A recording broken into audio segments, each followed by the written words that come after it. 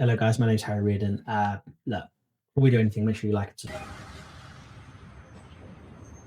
subscribe. If you watch any of my videos over the last couple of weeks, you know that I'm currently on a run of 60 to 70 odd hours a week at the moment. So what I'm doing while I can't make it to the cinema as much as I very much like to, now I'm doing a run of the best films that didn't get the love that they deserve. Silent bangers. We're calling this the Stuck In series, underrated gems. And this film really did. Now, what I'm also going to do is I want to go over why this particular film did not work before anything, and a large part of it comes down to the marketing. When you look at the DVD cover, Charlie Cox, so you've got an early Daredevil in this, you've got young Superman. I mean, this cast is absolutely incredible. Mark Heap Oh, hello, Jackie. plays Tertius. Ben Barnes. I mean, it's a stellar cast. When you look at even the DVD cover, they didn't do anything to highlight who this story was about. Claire Danes and Charlie Cox are background characters, even in their own posters and marketing. And it shows that the studio didn't really have full faith in this. Not only that, but it was going up against Harry Potter and it was going up against Transformers. It was going up against juggernauts at the time. Also, it was marketed as being a Princess Bride style film, and it's not that. It has such a different style of comedy, allowing different comedic actors to stretch their chops in different ways. I mean, from Mark Heap's style of Oh, hello, Jackie. comedy to Ricky Gervais's style of comedy to even Mark Strong's style of comedy are all so different. But in this film, it works. It's not a Princess Bride-esque movie at all. It's set in a fantasy land, but that would be like saying it's Game of Thrones-ish, and it's not. It's very different. So Charlie Cox plays Tristan Thorne. He's trying to win Victoria's love from Humphrey, played by Henry Cavill. Now, I will say this. This is a very red pill coded movie in the sense of she's like, you've got a week to go and fetch this star or I'm going to marry Humphrey. Say what you want out of the gate. Not a good start. In terms of the film does a really good job in never wanting us. She is the villain of the story just as much as the witches are. Also, another side note, this world does feel lived in. It really does. From Ditchwater Sal to the Three Witches to one of my favorite elements of this film is the brothers trying to kill each other to get the throne. It's great ammunition for comedy, and where they take it in this film, it never gets old. So Charlie Cox finds the star played by Claire Danes, and she is the fallen star. Again, it's a little bit questionable that he finds this woman in a crater with a broken leg and he just chains her up and he's like, I'm taking you home to the love of my life.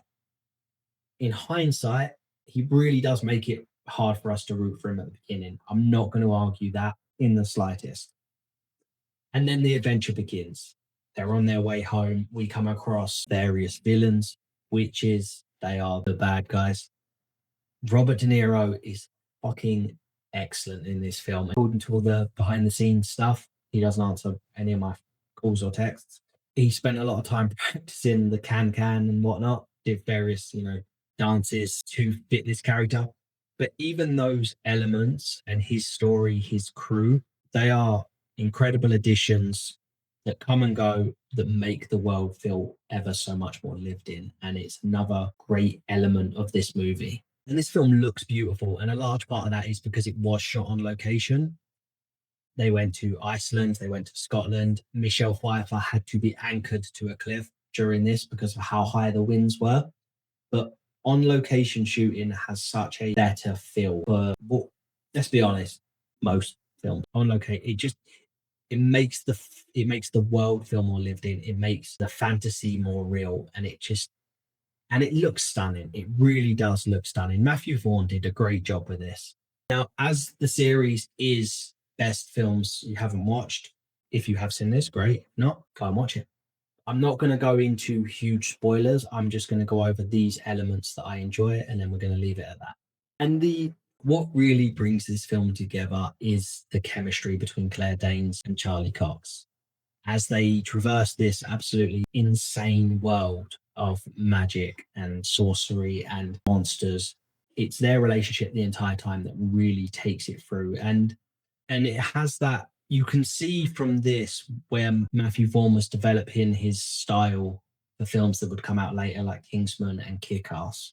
I've said about the cast, everyone in this is utilized to the best degree. Even Ian McKellen narrating just adds a gravitas that very, very few people on the planet could bring, that really ties this home. I don't think this film got the love that it deserved at the time, and it hasn't grown a massive base over time. And like I said in the beginning, I do think the largest part of that does come down to the marketing.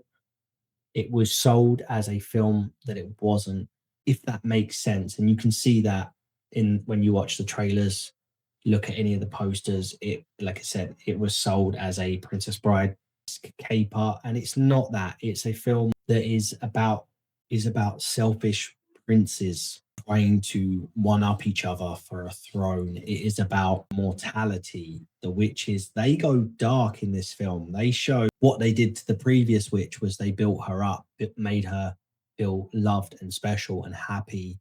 And they cut out her heart and ate it, and it's still glowing in a box. This film does go dark, especially with the brothers in the way that they do stab each other in the back. But it always finds a way to take those elements and make you smile or make you laugh. I think this is definitely an underrated gem that deserves to be checked out with some popcorn, some hot chocolate, or some marshmallows in there. It's one of those films. Now, before we wrap this up, what I want to know is what you think. Did you like it? Did you not? It is a slow burn. I get that, and that's not for everyone. It does take a second to immerse yourself in this world because it's so different, and they take their time with introducing it, which I don't think is necessarily a bad thing, but I do understand why this is not for everyone. Also, what is a film that you absolutely love that you feel like didn't get the love and attention that it deserved, or something that just maybe resonates with you more than other people? For me, this is on my list. Without a Paddle from 2004 is on my list. That's one of my top 10 films of all time. It has been since it came out in 2004. I'm old. And yeah, let me know down below, and I shall see you guys in the next one. Take care.